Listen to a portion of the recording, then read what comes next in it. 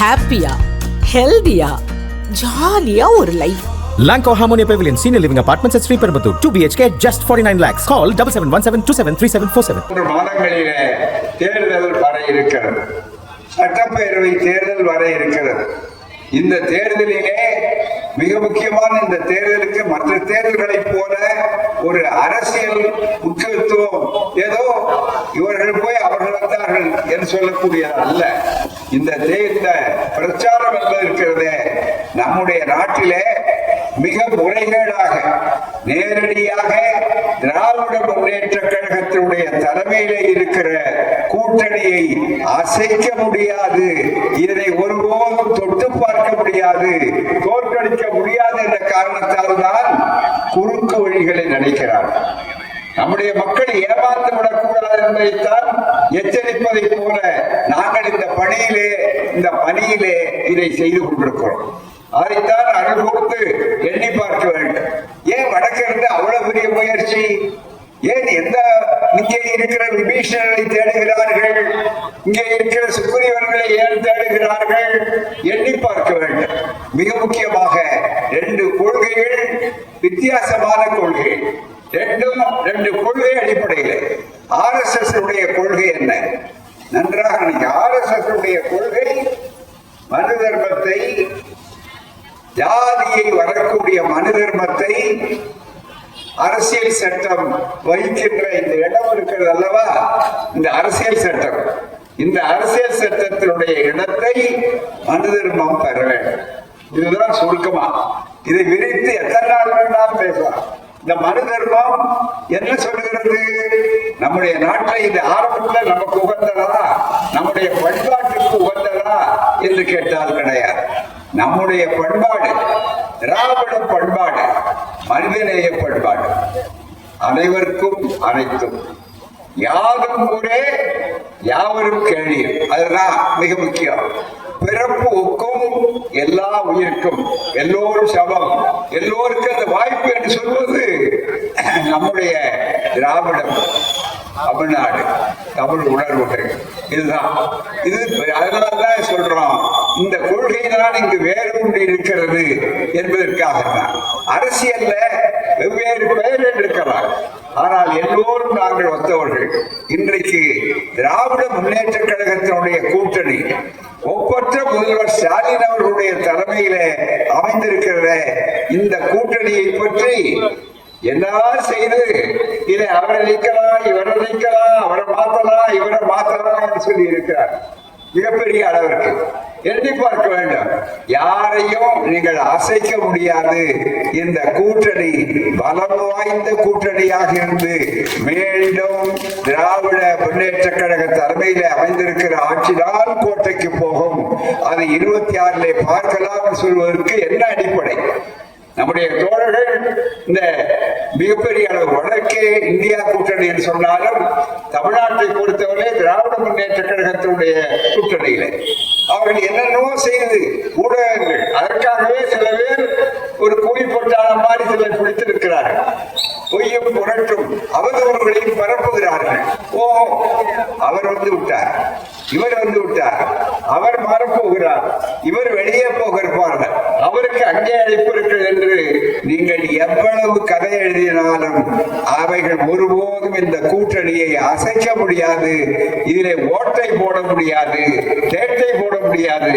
காரணம், மற்ற கூட்டணிகளுக்கும் இந்த கூட்டணிக்கும் அடிப்படையிலே ஒரு வேறுபாடு.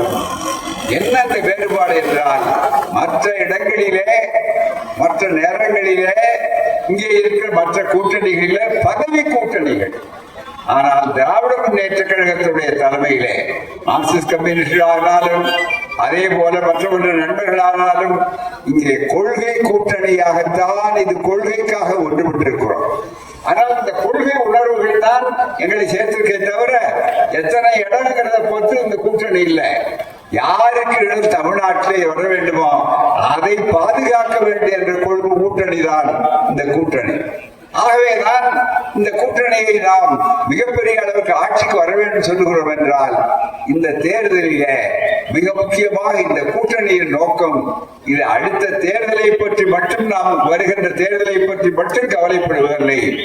அடுத்த தலைமுறையை பற்றிய வாழ்வை நாம் சிந்திக்கிறோம் என்று பொருள். அடுத்த தலைமுறையுடைய வாழ்க்கை. மனு தர்மம் வந்த காரணத்தால் என்ன நடந்தது? இந்த மனு தர்மத்தினுடைய தத்துவம் என்ன?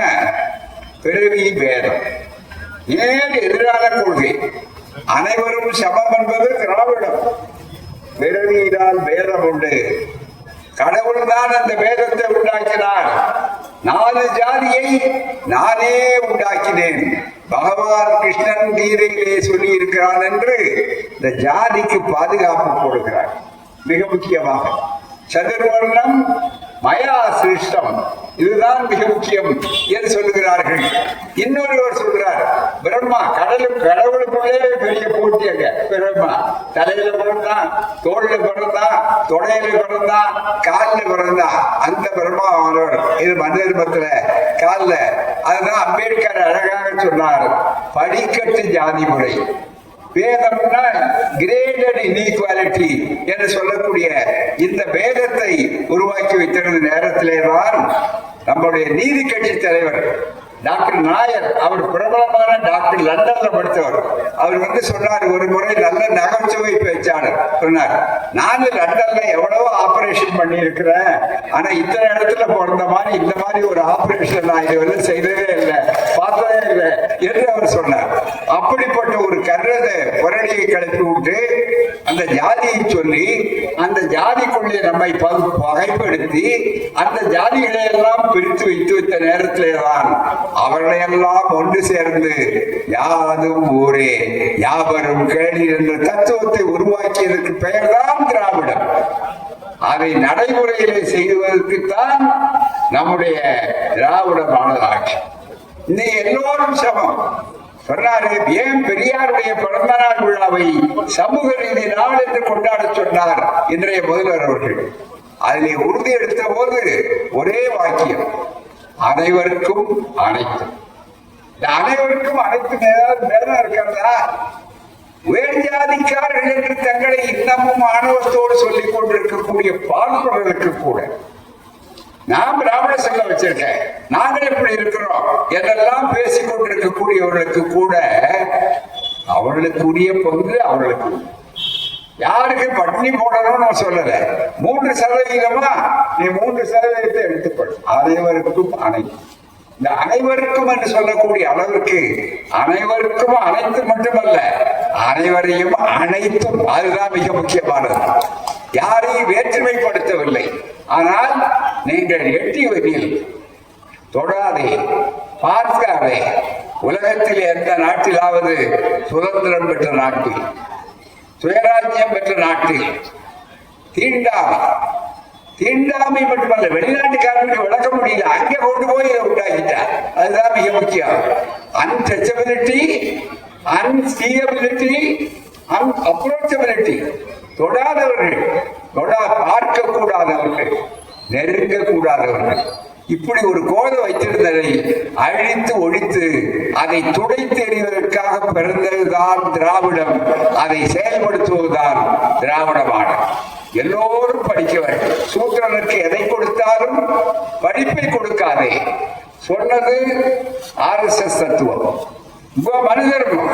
ஆகவேதான் இந்த அரசியல் சட்டம், பாபா சாஹிப் அண்ணல் அம்பேத்கர் போன்றவர்கள் எழுதிய இந்த அரசியல் சட்டம், இதிலேயும் பல குறைபாடுகள் உண்டு, இதிலேயும் பல தந்திரங்கள் உண்டு. ஆனால் நோக்கத்தை பற்றி சொல்லுகிற நேரத்தில் முதல்ல எடுத்தோட சொன்னார், பிரியாம்பிள் என்று சொல்லக்கூடியதில் மிக முக்கியமான 5 தத்துவங்களை சொன்னார். இந்த 5ஐயும் ஒழிக்க வேண்டும் என்பதற்காகத்தான் இந்த தேர்தலிலும் சரி, எந்த தேர்தலிலும் மிக முக்கியமாக இருக்கக்கூடிய அளவிற்கு வாய்ப்புகளை உருவாக்கி கொண்டிருக்கிறார். இங்கே சொல்லி இருக்கிறார், மிக முக்கியமான அளவிற்கு எப்படிப்பட்ட அளவிற்கு வாங்குவோம் என்று சொன்னார். மிக தெளிவாக வீதி பீப்புள் என்று ஆரம்பித்து அவள் சொல்லுகிற நேரத்தில் அங்கே தெளிவாக சொல்லுகிறார், உண்டாக்கக்கூடிய அளவிற்கு இந்த அரசியலை எப்படி உண்டாக்குவோம், மக்கள் நமக்கு நாமே தள்ளிக்கொண்டிருக்கிறோம் சொல்லும் போது, we would constitute India into a sovereign, socialist, secular, democratic republic. 5 அம்சங்கள். இறையாண்மை மிக்க மக்களாகிய நாம் நமக்கே தந்து கொள்கிறோம். எனவே மக்களுக்கு மேல் எவரும் எஜமானர் கிடையாது. பதவி பிரமாணிக்கும் போது இதுதான் இந்த அரசியல் சட்டம். மக்கள் ஆட்சியிலே இருக்கக்கூடிய அரசியல் சட்டத்தில் அம்பேத்கர் அடிக்கட்டுமானத்தை உருவாக்கினார். அதுதான் பீடிகை, preamble. We the people, we ourselves என்று solemnly resolve to constitute என்று சொல்லிவிட்டு இதிலே சொல்லிவிட்டு முதல்ல எடுத்த உடனே இறையாண்மை சாவரின், சோசியலிஸ்ட் சமதர்மம், அடுத்தது செக்குலர் மதச்சார்பின்மை, மூன்றாவது டெமோக்ரசி ஜனநாயகம். அடுத்தது அந்த டெமோக்ரசி எப்படி இருக்கணும், பேரளவில் இருக்கக்கூடாது, குடிமக்களுடைய ஆட்சியாக இருக்க வேண்டும், குடியரசாக இருக்க வேண்டும் என்று இந்த அம்சம். இந்த 5 அம்சத்தையும் ஏற்காமல் RSS என்பது தூக்கி எறிந்து விட்டது. ஒரே ஜாதிதான் ஆள வேண்டும், ஒரே ஆட்சிதான் இருக்க வேண்டும், ஒரே மொழிதான் இருக்க வேண்டும், ஒரே மதம் தான் இருக்க வேண்டும் என்று சொல்லி ஒரே மதம் என்று சொல்லுகிறார். ஆனால் அதனுடைய அடிப்படை எவ்வளவு கொடுமையானது என்பதை புரிந்து கொள்ள வேண்டும். எனவேதான் நேர் எதிரான தத்துவம். அவர்களுடைய மொழி இந்தித்துவா என்று சொன்னால் இந்து ராஷ்டிரம், இது அனைவருக்கும் சமமான ஒரு ஆட்சி அல்ல. இது இருக்கக்கூடாது, எங்கள் ஆட்சியாக இருக்க வேண்டும், என் மதம்தான் பெரும்பான்மை, நான் தான் அந்த மதத்தோடு இருக்க வேண்டும், ஒன்று என் மொழிதான் ஆள வேண்டும், அதுதான் சமஸ்கிருதம், வடமொழி. ஒரு மொழி 18 மொழிகள் 22 மொழிகள் அரசியல் சட்டத்திலே சொல்லுகிறது. எல்லாவற்றுக்கும் தென்மொழி. நம்முடைய உதாரணம் சொன்னால் சமஸ்கிருதம் தேவ பாஷை, மிக முக்கியம், தேவ பாஷை. செம்மொழி தமிழை உருவாக்கினார் நம்முடைய ஒப்பற்ற தலைவர் தளபதி, நம்முடைய கலைஞர் அவர்கள். அவர் செம்மொழியினார். அதை பார்த்துதான் சமஸ்கிருதமும் பிறகு செம்மொழியாச்சு. அது மிகப்பெரிய அளவிற்கு அந்த செம்மொழி என்று சொல்லக்கூடிய தமிழை நீச்ச பாஷைங்க. தமிழ் பேர்ல தீட்டாங்க. உலகத்திலேயே மனுஷனை பிரிச்சது மட்டுமில்லையா, மொழியை பிரிச்சா. மொழியில உயர்ந்தது சமஸ்கிருதம், மொழியில ரொம்ப தாழ்ந்தது தமிழ். இப்ப பாத்தீங்கன்னா தேர்தல் வருகிற நேரத்தில் மோடி வருவார், தேடி வருவார். அவர் என்ன சொல்வார் சொன்னா, தமிழ் ரொம்ப நல்ல பாஷைன்னு சொல்வார். ரொம்ப மிக முக்கியம். அவர் தமிழ் ரொம்ப பாஷைதான், எல்லாரும் தமிழ் படிக்கிறோம். அமித்ஷா வருவார், ஏன்னா அவர் வீடு தேடிட்டு இருக்காரு சென்னையிலேயே, ரொம்ப மிக முக்கியமா. அவர் வந்து சொல்வார், இல்ல தமிழ்ல எல்லாம் சொல்லிக் கொடுக்கணும் அப்படின்பார். போறார். ஒரே ஒரு கேள்வி, ஆனால் அவர்கள் தமிழை முதலில் எந்த அளவிற்கு வந்து கொண்டார்கள் சொல்லக்கூடிய அளவிற்கு வாய்ப்பை உருவாக்கி பார்க்க வேண்டும். மிகப்பெரிய அளவு. வடமொழி பேச்சு மொழிகள் எத்தனை பேர் பேசுறாங்க? சமஸ்கிருதம் யாருக்கு தெரியும்? ஒண்ணுமே தெரியாது. அப்பேற்பட்ட சமஸ்கிருதத்துக்கு ஆயிரக்கணக்கான ரூபாய்களை அள்ளி கொடுக்கிறீர்கள், தமிழுக்கு கிள்ளியும் கொடுக்க மறுக்கிறீர்கள். இதை கேட்பதுதான் திராவிட மாடல் ஆட்சி. அதனால்தான் திராவிட மாடல் ஆட்சி வரக்கூடாது என்று சொல்கிறார். ஏன் ஒழிக்கணும்னு நினைக்கிறார்கள்? எல்லாருக்கும் எல்லாம் படிப்பு. சூத்திரனுக்கு எதை கொடுத்தாலும் படிப்பை கொடுக்காதே, கல்வியை கொடுக்காதே. எல்லோரும் படிக்க வேண்டும், எல்லோருக்கும் எழுத்தறிவு இருக்க வேண்டும் என்பது நம்முடைய தத்துவம். ஆகவேதான் இதை சொல்லுகிற ஆட்சியை செய்கிற ஆட்சி, சொல்லுகிற ஆட்சியாக மட்டுமில்லை, செய்கிற ஆட்சி. இந்தியாவிலேயே இன்றைக்கு கல்வியிலே நம்பர் 1 ஸ்டேட்டாக இருக்கின்ற ஒரு மாநிலம் தமிழ்நாடு தான். திராவிடம் ஆளக்கூடிய திராவிட மாடல் ஆட்சி தான். உத்தரப்பிரதேசம் எங்கே இருக்கிறது. இந்த மாநிலம் அகண்டமான மாநிலம் தான். அந்த நிலத்திலே அந்த கல்வி வளர்கிறது சொல்லக்கூடிய இடம். ஒரு காலத்திலே மருத்துவம், அதுதானே மிக முக்கியம். டாக்டர்கள், கல்வி, மருத்துவம், உண்ண உணவு, உடுக்க உடை, இருக்க இடம், எந்த துறையிலும் இந்த ஆட்சிக்கு குறை சொல்லவில்லை. ஆகவே என்ன சொல்ற, அபாண்டமான மிக அவதூறுகள் செய்யக்கூடிய அளவிற்கு வருகிறார்கள். இந்த கொள்கையை அசைக்க வேண்டும் நினைக்கிறார்கள். ஒவ்வொரு இடத்திலும் மிகப்பெரிய அளவிற்கு அவர்களுடைய கொள்கை தங்களுடைய மொழியை வளர்க்க வேண்டும். இந்து ராஷ்டிரம் என்று சொல்லக்கூடிய அதை வளர்க்க வேண்டும் என்று அவர்கள் சொல்லுகிற நேரத்தில் அதனுடைய அடிப்படை தான் அண்மையிலே கூட கிராமப்புறங்களிலே ஏழை எளிய மக்களுக்காக வந்து இருந்த திட்டம் கிராமப்புற மகாத்மா காந்தி கிராமப்புற வேலை வாய்ப்பு உறுதி திட்டம் என்று இருக்கக்கூடிய அந்த திட்டத்தையே தூக்கி எறிந்து விட்டார். அதுக்கு அடுத்து ரொம்ப மிக முக்கியமான RSS உடைய கொள்கையும் இந்த அரசியல் சட்டத்தினுடைய மிக முக்கியமான எதிர்ப்பும் என்னவென்று சொன்னால் நண்பர்களே, திராவிடத்தினுடைய அமைப்பும் இந்தியா பல மாநிலங்களை சேர்ந்த ஒரு கூட்டாட்சி. முதல்ல எடுத்த ஒண்ணுதான் India, that is Bharat shall be a union of states. இதுதான் முதல் இதுல மிக முக்கியம். இந்தியா பல மாநிலங்களை சார்ந்த ஒரு கூட்டாளி. அதுக்கு நேர் எதிராக RSS உடைய கொள்கை மாநிலங்களே இருக்கக்கூடாது, மாநிலங்களுடைய தனித்தன்மை இருக்கக்கூடாது, ஒற்றை ஆட்சி தான் இருக்க வேண்டும்.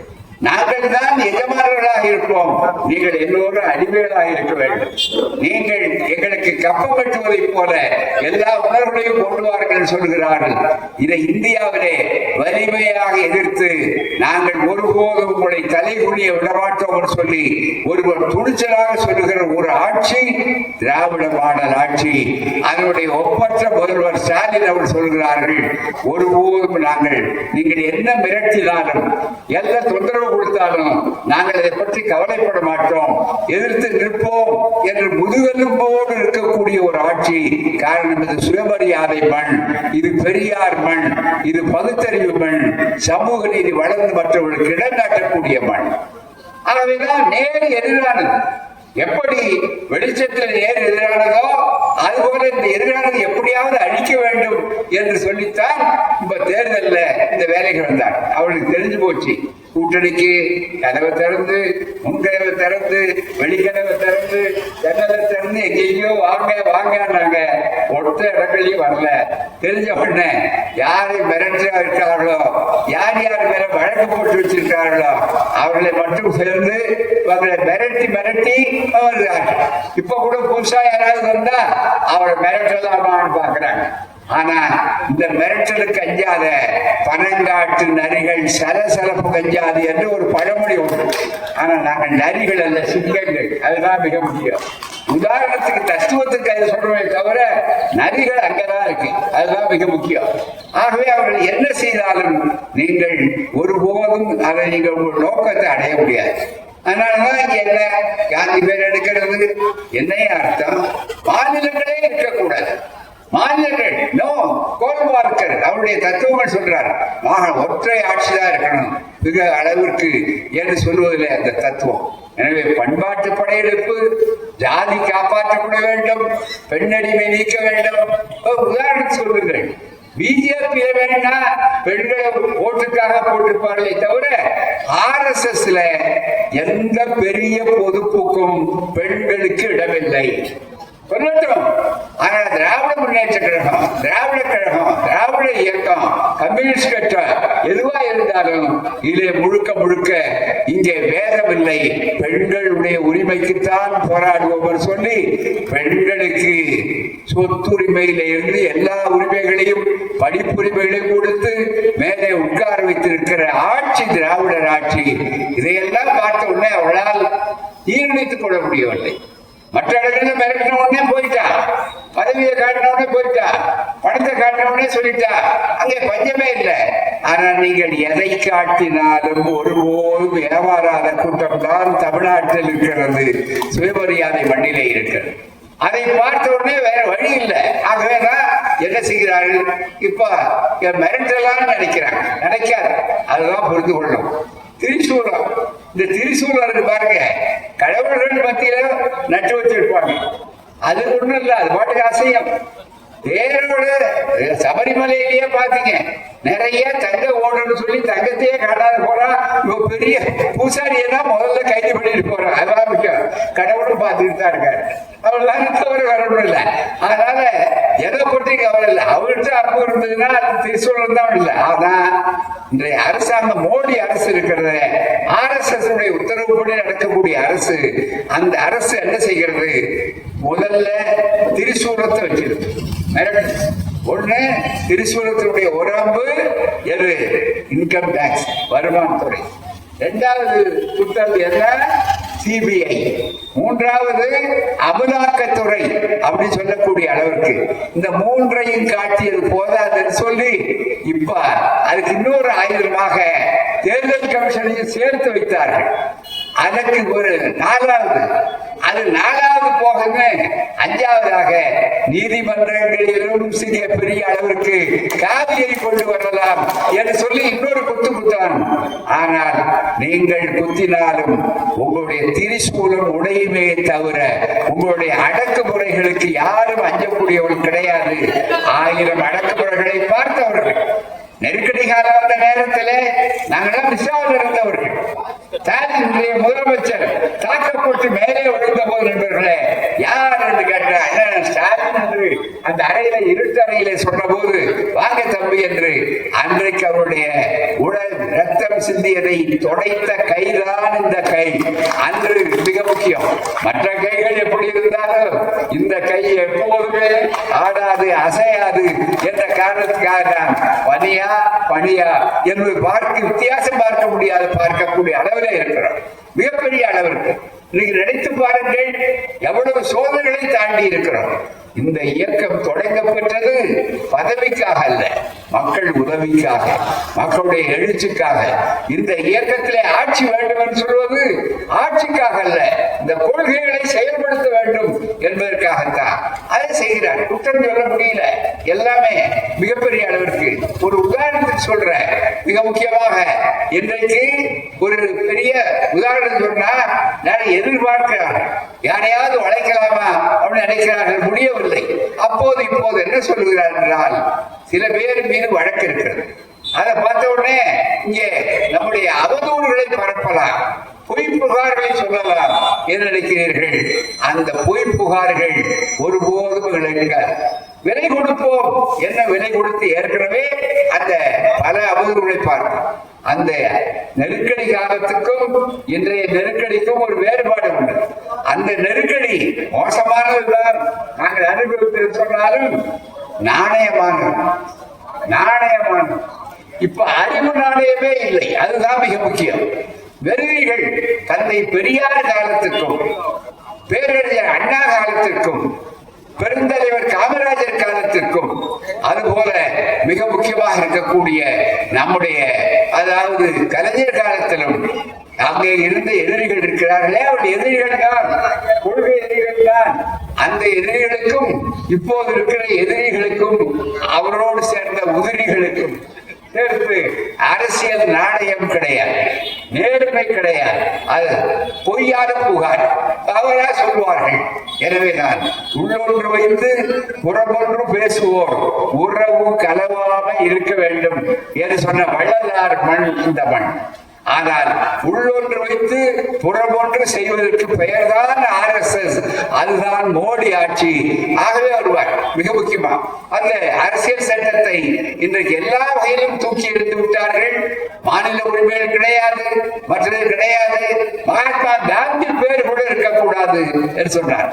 ஏன் காந்தியை கோட் செய்து பயிற்சி கொடுத்து போன்ற ஒரு கூட்டம் இன்றைக்கு மிக முக்கியமாக காந்தி பெயரை கூட ஏற்றுக்கொள்ள தயாரா இல்லை என்று சொல்லுகிறீர்களே, ஏழைகள் பக்கம் இருக்கிற ஆட்சியா? இந்த ஆட்சி ஏழைகளுக்கு எல்லாம் செய்கிறார்கள், மக்களுக்கு வேண்டிய கருத்துக்களை செய்கிறார்கள். இப்போது கூட மிகப்பெரிய அளவிற்கு ஐயோ உதவிட்டா ரூபாய் உண்டா வெறும் கருப்பு தானே கொடுக்கிறீர்கள் என்று சென்ற ஆண்டுகளுக்கு முன்னாலே கேட்டவர்கள் இன்றைக்கு ரூபாய் கொடுத்த உடனே வரவேற்க வேண்டாமா, மகிழ வேண்டாமா? 3000 ஐயோ என்ன உடனே ஒன்றும் புரியாத தாய்மார்கள் மத்தியிலே போய் அம்மா 3000 கொடுக்குறாங்க, ஆனா அடுத்தபடியா என்ன இருக்கு தெரியுமா, 10 லட்சம் ரூபாய் கடன் இருக்கு வாங்கிட்டார் அப்படின்னு. கடனை பற்றி இவரே கவலைப்படுறாரு. நீங்க தான் ஆட்சிக்கு வரப்போறது இல்லை, அது உங்களுக்கு கடனை பற்றி என்ன மிக முக்கியமா ஒன்றே சொல்லுகிறோம். நாங்கள் பொருளாதார மாணவர்கள், இங்கே பொருளாதாரம் படித்தவர்களுக்கு தெரியும். இது அறிவார்ந்த மாமதுரை. இங்கே இருக்கிற கூட்டம் பணியை பொருட்படுத்தாமல் இருக்க கூட்டம், அறிவார்ந்த கூட்டம். இந்த முறையிலே உங்களுக்கு நான் ஒரு கருத்தை சொல்லுகிறேன். நேரத்தின் நெருக்கடி இருக்கிறது. அதன் காரணமாக ஒரு அரசாங்கத்துக்கு வருவாய் என்னென்ன முறையில் வரும்? வரி, அதற்கடுத்து வருவாய் டைரக்ட் அண்ட் இன்டைரக்ட் டாக்ஸஸ் என்று சொல்வார்கள். மூன்றாவதாக இருப்பது இருக்கிறத, அதுக்கு தாண்டி அவர்கள் கடன். நான்காவது கிரியேட்டட் மணி என்று சொல்வார்கள், நோட்டடிப்பது. முக்கியமாக அதிலே கடன் வாங்குவது என்பது இருக்கிறத, தனியார் பொருளாதாரத்துக்கும் அரசு பொருளாதாரத்துக்கும் நேர் எதிரானது. அதை புரிந்து கொள்ளுங்கள். ஒரு பொருளாதார மாணவன் என்ற முறையிலே நான் இந்த விளக்க கடமைப்பட்டிருக்கிறேன். வருவாய்க்குட்பட்ட செலவழி என்று சொல்வது தனியார் பொருளாதாரம், தனிமனிதனுடைய பொருளாதாரம். வருவாய்க்குட்பட்டு செலவழிக்கணும். ஆனால் அரசுடைய தத்துவம், அவங்களுடைய பட்ஜெட், வரவு செலவு திட்டம்னா முதல்ல செலவு அதற்கேற்ப வரணும். அப்படி வரும்போது வரி போட்ட உடனே வரி ஜனவரி பிப்ரவரி தவிர எல்லாம் வரி என்று சொல்லக்கூடிய அளவுக்கு நீங்கள் சொல்வீர்கள். வரியே போடாமல் இந்த ஆட்சி இதுவரையில் நடந்து கொண்டிருக்கிறது என்பது ஒரு பக்கத்தில் இருந்தாலும் அந்த கடத்தை புரடைத்து விட்டு என்று சொல்லி இந்த நாட்டை வளர்ப்படுத்துகிறோம். அதனால்தான் உலகம் முழுவதும் இருக்கிற தொழில்காரர்கள் எல்லாம் இங்கே வந்து தன்னுடைய தொழிலை ஆரம்பிக்க வேண்டும் என்று அவர்கள் சொல்லுகிறார்கள். எனவே கடன் கொடுக்கிறவரு உலக வங்கியிலிருந்து கடன் கொடுக்கிறாரு, அனுமதி வாங்கி கடன் வாங்குறாங்கன்னு சொன்னா அதுக்கு பர்சன்டேஜ் உண்டு, அதுக்கு விழுக்காடு உண்டு. ஏனென்றால் கடன் திவாலாகும்னா கடன் கொடுக்க மாட்டான். ஆனால் திருப்பி கட்டக்கூடிய அளவிற்கு சக்தி உள்ள அளவிற்கு இந்த ஆட்சி பெருக்கிக் கொண்டிருக்கிறது. உற்பத்தியை பெருக்குகிறது, வேலை வாய்ப்பை பெருக்குகிறது. இது அமைதியான பூங்காவாக இருக்கிறது. இங்கே மத கலவரங்கள் கிடையாது, ஜாதி கலவரங்கள் கிடையாது. அதனால்தான் எல்லோரும் இந்த மார்க் வருகிறார்கள். கோடிக்கணக்கான ரூபாயை முதலமைச்சர் அவர் பாட்டு தொழிற்சாலையை திறந்துகிட்டே இருக்கார். அது பெரியார் காதுக்கு இருக்கிறது. எனவே இந்த சூழ்நிலையிலேதான் பூச்சாண்டி காட்டாது. இன்னும் கேட்டால் உடனே ஒரே கேள்வி திருப்பி எங்களால் கேட்க முடியாதா? மோடி அரசுக்கு கடன் இல்லாமல் இருக்கிறதா? மோடி அரசு வாங்கிய கடன் எவ்வளவு? அதை விட்டுட்டு தான் முதுக பார்க்காம அடுத்தவருடைய கையை பார்க்கிறீர்களே, அதை எடுத்து பார்க்க வேண்டுமா? உங்களால் அதை திருப்பி கொடுக்க முடியுமா என்ற கேள்வி வேண்டுமானால் நியாயமான கேள்வி. ஏனென்று சொன்னால் நண்பர்களே, மோடி அரசு பாஜக அரசு இத்தனை ஆண்டுகளா வந்திருக்கிறதே, இந்த ஆண்டுகளிலே ஒரே ஒரு கேள்வியை கேட்கிறோம். எந்த ஒரு பொது தொழிற்சாலையை தமிழ்நாட்டிலோ இந்தியாவிலோ ஆரம்பித்திருக்கார்களா? ஒரு பப்ளிக் செக்டர், ஒரு பொதுத்துறை நிறுவனம் எங்கேயாவது உண்டாக்கி இருக்கிறார்களா? கிடையாது. ஏற்கனவே காங்கிரஸ் அரசு, ஏற்கனவே ஐக்கிய முற்போக்கு கூட்டணி எல்லோரும் சேர்ந்து செய்த அந்த நிறுவனங்களை எல்லாம் வித்து கொண்டிருக்கிறார். பாஜக ஆட்சி வந்த உடனே விற்கிறதுக்குன்னே ஒரு மந்திரி இலாக்கா உண்டாக்குறாங்க. இதுவரையில யாரும் விற்கிறதுக்குன்னே ஒரு மந்திரி கிடையாது. அதுதான் மிக முக்கியம். இப்ப பாத்தீங்கன்னா மினிஸ்டர் ஃபார் டிஸ்இன்வெஸ்ட்மெண்ட், இன்வெஸ்ட்மெண்ட் நடக்குது இங்க, அங்க டிஸ்இன்வெஸ்ட்மெண்ட், அதுதான் மிக முக்கியம். அப்படிப்பட்ட ஒரு சூழ்நிலை வந்திருக்கிற நேரத்திலே தான் இந்த பூச்சாண்டிகளை எல்லாம் கட்டாதீர்கள். யாரை எப்படி சந்திக்க முடியும் என்று இருக்கிறார்கள். நீங்கள் உங்களால் மிரட்டப்படுகிறவர்கள், வழக்கு என்று சொல்லி பூச்சாண்டி காட்டுகிறவர்கள், ஏமாந்தவர்கள் உங்கள் பக்கம் இருக்கலாம். ஆனால் இந்த கூட்டணி இருக்கிறதே, எல்லாவற்றையும் சந்திக்கக்கூடிய ஆற்றலும் தெளிவும் உள்ள காரணத்தால் தான் மக்களுக்கு சொன்னதை செய்கிறார், செய்வதை சொல்கிறார். உடனே செய்த உடனே இதை செய்கிறார் என்று ஒரு திட்டத்தை சொன்ன உடனே எதிர்கட்சி தலைவராக இருக்கிற அடமானம் போட்ட நம்முடைய எடப்பாடியா இருக்கிறாரு, அவர் என்ன சொல்லுகிறார் சொன்னா, ஐயோ இது எங்க அம்மா திட்டம் தான். இப்போ புதுசா அம்மா திட்டத்தை வேறுபாடு இல்லாமல் செய்கிறான்னு நீங்க பாராட்ட வேண்டியது உங்களுக்கு அறிவு நாணயம். இந்த திட்டம் செய்கிறாருன்னா மகிழ்ச்சி அடையணும். நாங்க நினைக்கிற பெரியார் போட்டதை இன்னைக்கு அரசாங்கம் செய்தார், எந்த அரசாங்கம் செய்தாலும் நாங்கள் வரவேற்கிறோம். காரணம் அது அந்த அறிவு நாணயம் இல்லை என்று சொல்றதுக்கு அதுதான் காரணம். ஆகவே நண்பர்களே, நீங்கள் எவ்வளவு மிரட்டினாலும், எவ்வளவு பூச்சாண்டி காட்டினாலும், எவ்வளவு வந்து ரோட் ஷோ வந்தாலும் அது வருவார். அமித்ஷா வீடு தேடிட்டு இருக்க, நீங்க நிரந்தரமா தமிழ்நாட்டிலேயே குடியேறலாம். ஏன் அடிக்கடி மோடி வரட்டும், அடிக்கடி ஒரு வேலை இல்லாத ஒரு கவர்னர் சம்பளம் வாங்கி கொண்டு அவதூறு செய்யக்கூடிய ஒரு ஆசாமி இருக்கிறாரு, அவர் வரட்டும். நீங்க எல்லாம் செய்ய செய்ய நீங்கள் உங்கள் அவதூறை தூக்கி தூக்கி போட சேற்றை கண்டு எங்கள் மதத்தை அடித்த நேரத்திலே கூட அதை துடைக்காமல் பேசியவர் தந்தை பெரியார் என்ற இந்த மாபெரும் மனிதர். அதனால்தான் இந்த இயக்கம் வளர்ந்திருக்கிறது, ஆர்வம் தடைத்திருக்கிறது. அதை புரிந்து கொள்ள வேண்டும். உங்களுடைய அவதூறு பிரச்சாரம் எல்லாம் உரம், இந்த வயலுக்கு உரம், பயிர் செழிப்பாக வளரும். மீண்டும் 1926 மீண்டும் அமையப் போவது உதயசூரியன் தலைமையிலே இருக்கிற கூட்டாளி ஆட்சிதான் என்பதை புரிந்து கொண்டு அந்த அளவிற்கு தெளிவுபடுத்துங்கள். நீங்கள் எவ்வளவு வித்தைகளை காட்டினாலும் வித்தைகள் எடுபடாது.